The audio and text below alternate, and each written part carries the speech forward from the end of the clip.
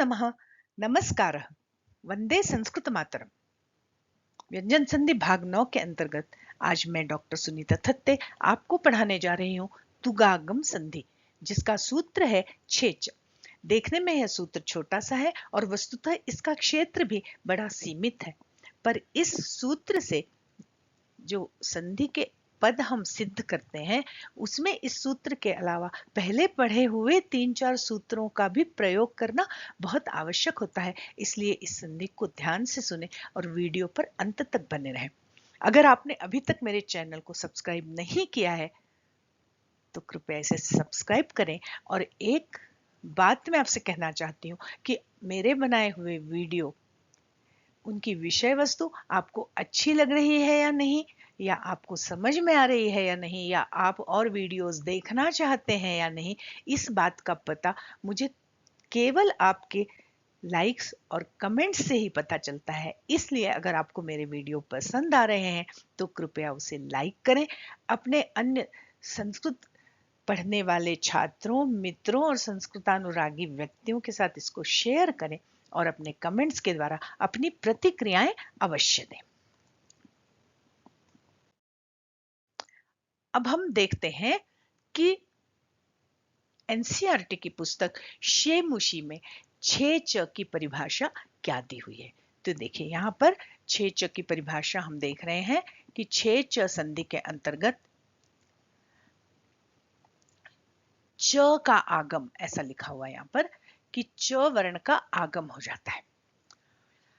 और बड़ी शॉर्ट में यहाँ परिभाषा दी हुई है कि यदि ह्रस्व स्वर के पश्चात छ आए तो छ के पूर्व च का आगम हो जाता है। छोटे बच्चों के लिए ये परिभाषा ठीक है, क्योंकि ह्रस्व स्वर, ये देखिए ह्रस्व स्वर है तरु, तरु का जो उ है वो ह्रस्व स्वर है, उसके बाद छ आ रहा है तो यहाँ पर सीधे च लगा दिया और शब्द बन गया वृक्ष तरु छाया। पर इतनी संधि बड़ी क्लास के लोगों के लिए, बड़ी क्लास के जो छात्र हैं उनके लिए, या फिर प्रतियोगी परीक्षा में बैठने वाले छात्रों के लिए इतनी परिभाषा पर्याप्त नहीं है, क्योंकि ह्रस्व स्वर के पश्चात जब छ आता है तो सीधे सीधे च का आगम नहीं होता, वहां तुगागम होता है और फिर वहां बहुत सारे दूसरे सूत्र रखते हैं और उस सूत्रों से वो तुक का त परिवर्तित होते होते होते च में बदल जाता है और फिर वो छ के पूर्व में च आता है। तो आइए हम सूत्र शैली में इस संधि को अच्छे से समझते हैं कि कैसे तुगागम होता है और कैसे वो तुगागम का त अंत में जाकर च में परिवर्तित हो जाता है। देखिए हमारा सूत्र है छे च। हम देखते हैं कि इसमें किन किन पदों की अनुवृत्ति आ रही है। तो यहाँ दो वर्णों की अनुवृत्ति आ रही है, ह्रस्वस्य और तुक।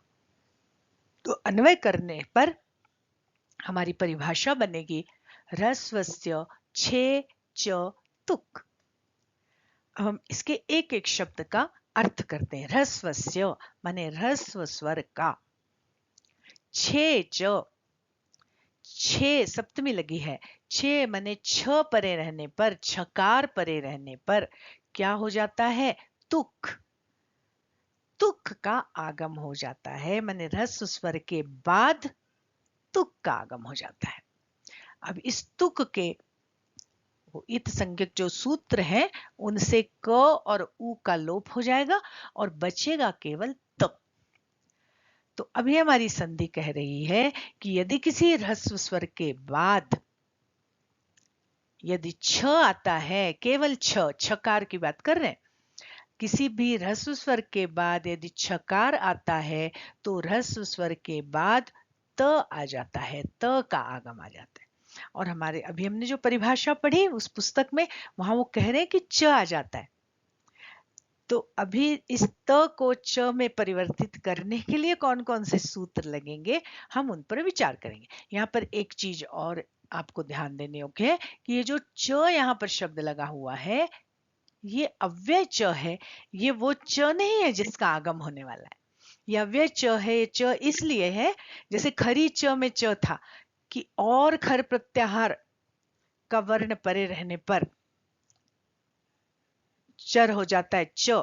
झलाम जशवंते और खरी च, वो जैसे दोनों आपस में जुड़े हुए थे, वैसे ही इसके पूर्व में एक सूत्र है रस्वस्य पिति कृति तुक, कि वहां भी तुक का आगम हो रहा है, और फिर आगे कह रहे हैं छे च, और छ परे रहने पर भी तुक का आगम होता है।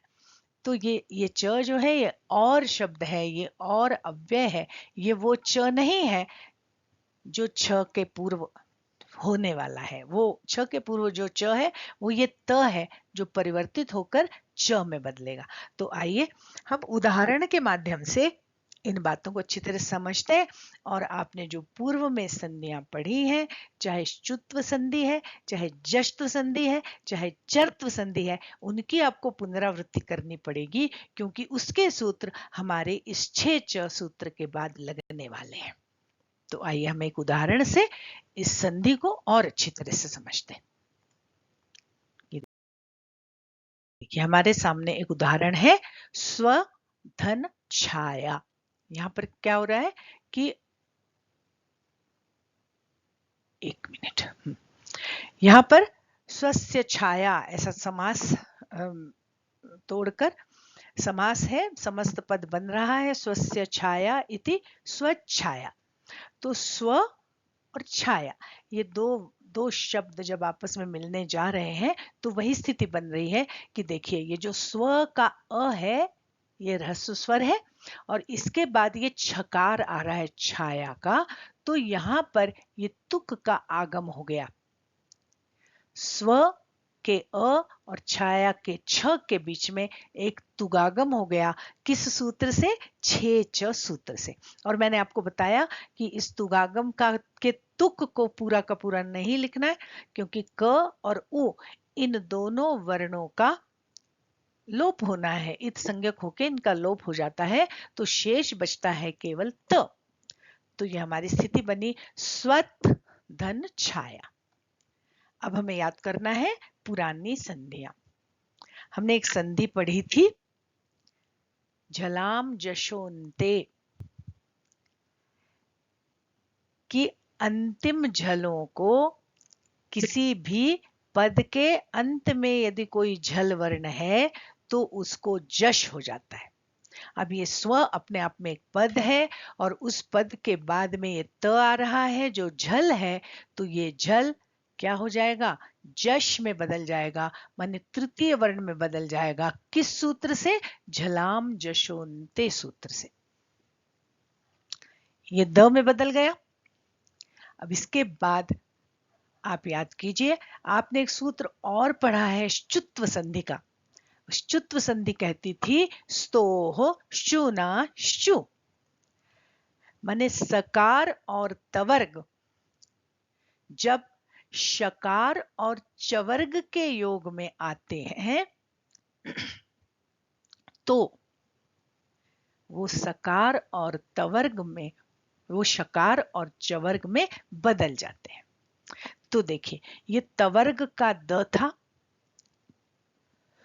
क्षम्यता, और ये चवर्ग का छ है, मने स्तोह चुना।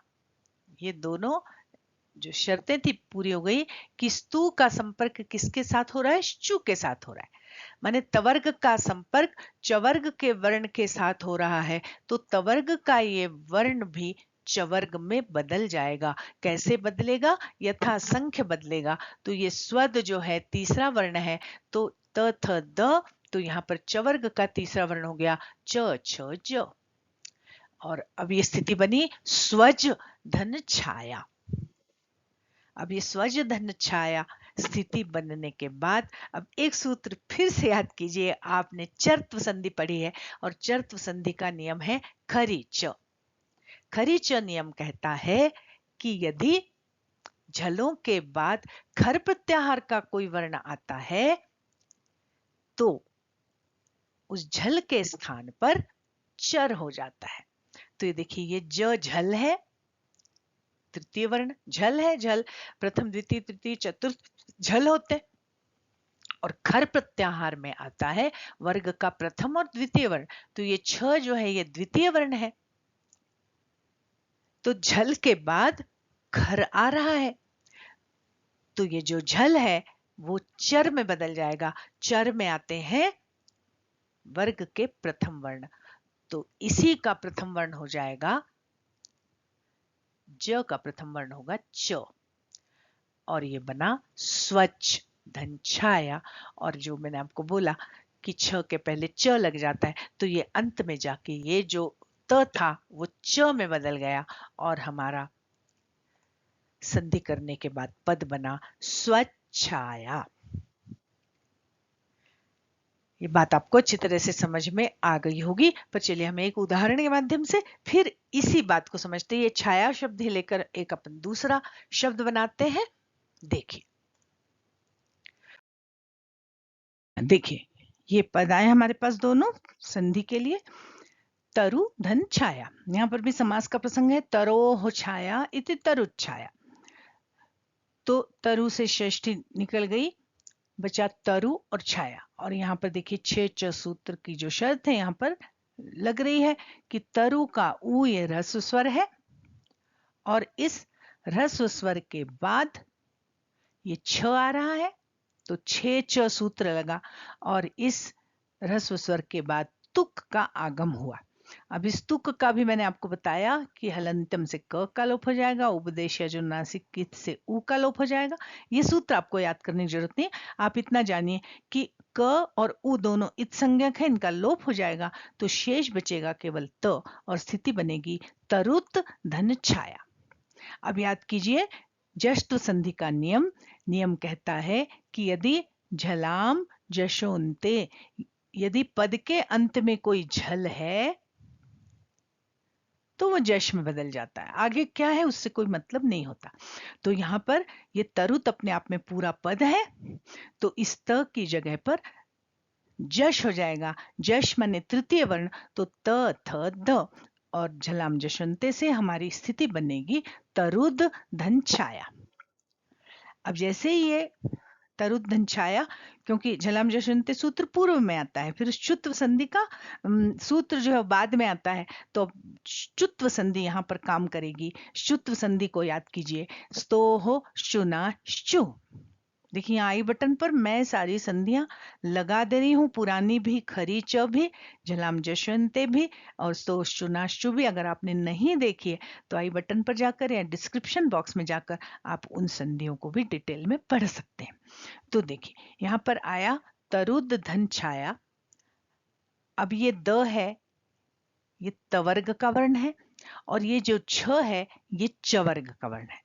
और स्तोष चुनाश्चु संधि कहती है कि सकार और तवर्ग जब शकार और चवर्ग के संपर्क में आता है तो शकार और चवर्ग में बदल जाता है। अब ये जो है स्तु माने सकार और तवर्ग का वर्ण है त थ द, और ये शु माने च च छ ये चवर्ग का वर्ण है।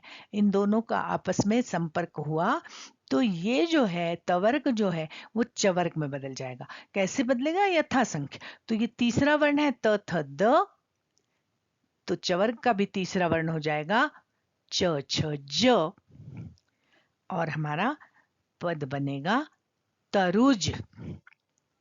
तरुज धन छाया। ये स्तोष चुनाशु से बना, पर इसके तुरंत बाद एक संधि फिर आ रही है, खरीच। वो खरीच संधि कह रही है कि यदि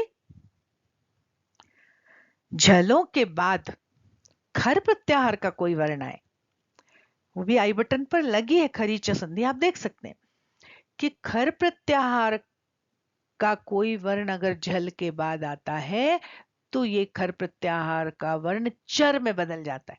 चर होता है प्रथम वर्ण, तो ये ज जो है वो जाकर किस में बदल गया? च में बदल गया, प्रथम वर्ण हो गया। इस झल की जगह पर प्रथम वर्ण हो गया, क्योंकि आगे खर प्रत्याहार का वर्ण आ रहा है, तो यहाँ पर खरी च संधि काम करेगी और शब्द बनेगा तरुच धन छाया। अब यहाँ और कोई नियम आने वाला नहीं है, ये अंतिम ये सूत्र यहाँ काम करेगा खरी च, और हमारा शब्द बनेगा तरुच छाया। क्षम्यताम। इसी तरह ये छाया शब्द से रिलेटेड दो चार पद और आते हैं परीक्षा में, जैसे वृक्षच्छाया, वृक्षधन छाया, वृक्षच्छाया, शिवधन छाया, शिवच्छाया, या स्वधन छात्रः, स्वच्छात्रः, या स्वधन छात्राः, स्वच्छात्राः। तो इस तरह से ये जो च और छ ये दोनों एक साथ दिखे तो यहाँ पर प्रायः छे च संधि है। मैं यहाँ पर इसलिए बोल रही हूँ प्रायः, क्योंकि एक संधि और पढ़नी है अभी, जिसका नाम है षट छोटी, छत्व विधान। वहां पर भी च और छ साथ में आते हैं, जैसे तच्छिवः श्रीमच्छंकराचार्य। तो च और छ जब आपको साथ में दिखे तो दो संधियां हो सकती हैं, या तो वो छे च होगी या तो वो फिर षट छोटी होगी। जब आप षट छोटी को भी मैं आपको पढ़ाऊंगी तब वहां इन दोनों का भेद आपको वहां अच्छी तरह से समझा दिया जाएगा। तो ये बात आपको अच्छी तरह समझ में आ गई होगी। हम अभी एक दो उदाहरणों के माध्यम से और इस संधि को समझते हैं। अगला देखिए उदाहरण है अनुधन छेद। अब हम इसको थोड़ा जल्दी जल्दी करेंगे, क्योंकि दो उदाहरणों में मैंने आपको सूत्रों को भी बहुत अच्छी तरह समझा दिया। तो अनुधन छेद, ये अनु का उ है, ह्रस्व स्वर है, इसके बाद छ आ रहा है, तो ये तुक का आगम हुआ, इस तुक के उ और क का लोप हुआ, तो शेष त बचा। अनुत धन छेद, छे च सूत्र से ये स्थिति बनी। फिर आगे आया झलाम जशवंते सूत्र, तो उसने झल को जश में बदल दिया, मतलब त को जश में मैंने तृतीय वर्ण में बदल दिया। इसके बाद फिर एक संधि का नियम आया स्तोष चुनाश्चु, उसने तवर्ग को चवर्ग में बदल दिया। त थ द तीसरा वर्ण था, तो यथासंख्य चवर्ग का भी तीसरा वर्ण कर दिया, च छ ज। और उसके बाद एक नियम फिर आया, एक सूत्र फिर आया खरी च, और खरी च नियम के अनुसार ये छेद का जो छ है वो खर प्रत्याहार का वर्ण होने से उसने इस झल को चर में बदल दिया, मतलब प्रथम वर्ण में बदल दिया, और हमारा शब्द बना अनुच छेद, अर्थात अनुच्छेद। अगला देखिए परिधन छेद। क्षम्यता।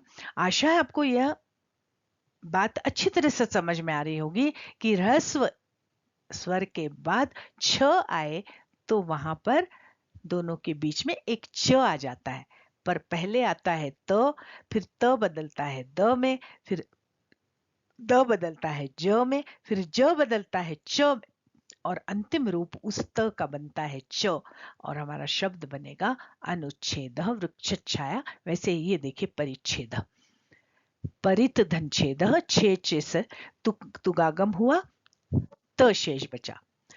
अब झलाम जशवंते से इस त की जगह पर द हुआ, फिर स्तोष चुनाश्चू से द की जगह पर ज हुआ, फिर खरी च सूत्र से च की जगह ज की जगह पर च हुआ, और हमारा शब्द बना परिच्छेद। कई छात्रों को ऐसी मन में शंका आ सकती है कि झलाम जशंते लगाने की, खरीच लगाने की जरूरत क्या है? ये त जो था यहीं पर सीधे स्तोष चुनाशु लगा दें और त की जगह पर च कर दें, पर ऐसा नहीं होता है, क्योंकि संधि का जो नियम, संधि के अष्टाध्यायी के सूत्रों की संख्या के अनुसार जो नियम पहले आता है उस नियम का पालन करना पड़ता है, और बाद वाला जो नियम आता है वो बाद में करना पड़ता है। इसलिए ये सारी प्रक्रियाओं से गुजरना ही पड़ेगा। आशा है आपको यह संधि अच्छी तरह समझ में आई होगी। मैं फिर से निवेदन कर रही हूँ कि केवल देख कर छोड़ मत दीजिए। अगर अच्छा लगा है, अगर समझ में आया है तो लाइक जरूर कीजिए, अपने मित्रों के साथ शेयर कीजिए, और अपने कमेंट्स के माध्यम से मुझे ये बताइए कि आपको मेरे वीडियोस पसंद आ रहे हैं या नहीं। तो आज के लिए बस इतना ही। आशा है आपको यह तुगागम की संधि छेच अच्छी तरह समझ में आ गई होगी। बहुत जल्दी मिलते हैं इसी तरह के किसी और व्याकरण के विषय के वीडियो के साथ। वीडियो पर समय देने के लिए बहुत बहुत धन्यवाद। तब तक के लिए नमस्कार। जयतु संस्कृतम, जयतु भारतम।